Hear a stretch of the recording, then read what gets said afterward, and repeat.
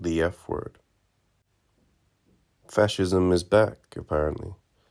At the very least, it might be getting more interesting to talk about. In the period immediately following World War II, both of the triumphant blocs moved rapidly to define the word fascism expediently. The critical objective on each side was to emphasize those features comparatively understated in its own domestic version of the phenomenon, in order to underscore the impression that they had unambiguously sided against it. Fascism was, definitively, that thing recently and at an enormous cost defeated. The immense sacrifices, and in fact progressive fascist reconstruction of society that had been accelerated during the war years, was justified by the crushing defeat of an absolute evil. Distinction was imperative. Thus the Soviets drew particular attention to the comparatively muted anti-capitalism of the Axis powers, while the Atlantic Allies concentrated upon the exotic trappings of German anti-Semitic Aryanism. It is particularly notable that the predominant Western definition of fascism is remarkably maladapted to even the most basic comprehension of the Italian original, and that both Western and Soviet anti-fascist narratives are compelled to downplay the revolutionary socialism of its roots in both its Italian and its German variants. This is all understandable enough, but it grotesquely mystifies the reality of fascism, which was epitomized, universally, by the 20th century war economy. Every major contestant of World War II, including the great Asian powers, Japan and China, developed fascist governance to an advanced state. The essential feature was state seizure of the economy's commanding heights in the delegated and integrated popular interest. During wartime, such interest is peeled back to sheer survival, and thus publicized with dramatic intensity, which is also to say, with an unusual absence of skepticism. Fascism is therefore broadly identical with the normalization of war powers in a modern state, that is, sustained social mobilization under central direction. Consequently, it involves, beside the centralization of political authority in a permanent war council, a tribal hystericization of social identity, and a considerable measure of economic pragmatism. Fascism is practical socialism, distinguished from its dim cousin by its far more sophisticated grasp of incentives, or of human nature and its motivated individual and tribal particularity. When compared to universalistic communism, fascism's practical advantages are such that actually existing socialism always soon turns into it.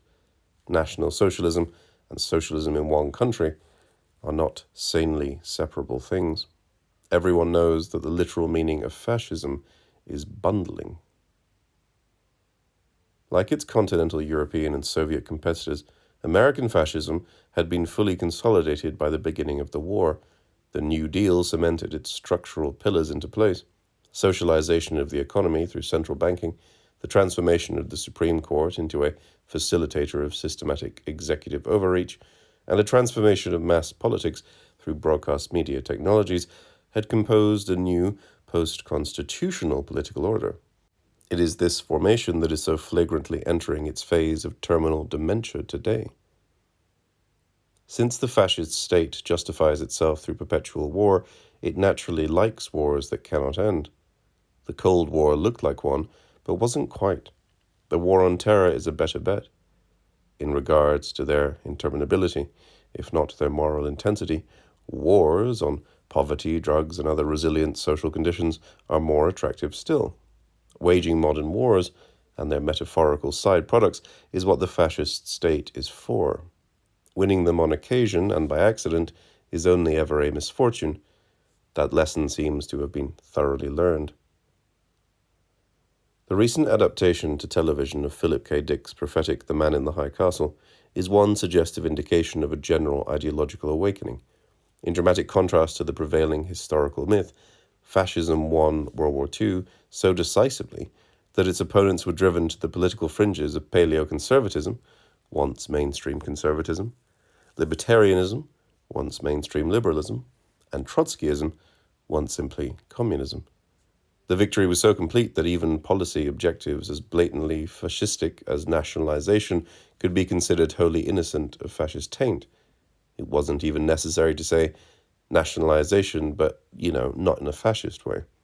It would be amusing if it hadn't ruined everything. Perhaps it still is amusing. It's notable that humour has become quite a lot rougher recently. Since fascism had entirely filled the Overton window, it lost contour and became invisible. The word persisted in public conversation only as an empty slur. Under this cover, and the absurdly misleading branding associated with it, American fascism ascended to a state of global hegemonic dominance. Since 1989, it has been essentially unchallenged, except by the geopolitical temper tantrum that is radical Islam. Yet suddenly, from left field, the Trump candidacy has thrown it into crisis. The flamboyant fascist features of the Trump campaign, and still more of his excited alt-right supporters, are deniable only by fools. The prior escalation of overt fascist imagery by the first Obama campaign and subsequent administration was no less remarkable. The established convention in polite society that all conservative presidential candidates are Hitler obscured the trend before this year on both sides.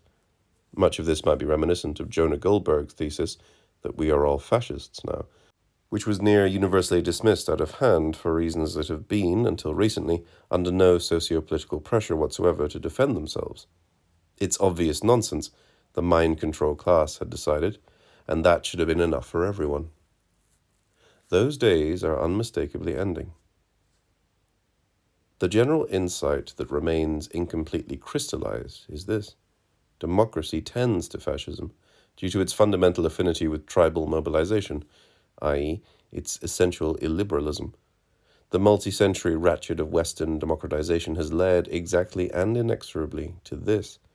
If the worst hadn't come yet, it will come soon. We are all close to seeing that now. An especially obvious catalyst for political radicalization has been the embrace of demographic engineering as an explicit policy objective of deliberate partisan asymmetry, attended by a rolling thunder of cultural elite-approved rhetoric that has not only been indiscreet, but blatantly triumphalistic.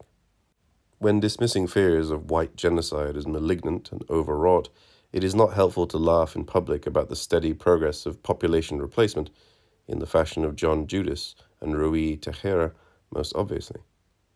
At some point, Bertolt Brecht's most celebrated example of devil's advocacy, would it not be easier for the government to dissolve the people and elect another, switched ideological polarity to become a bitter alt-right joke.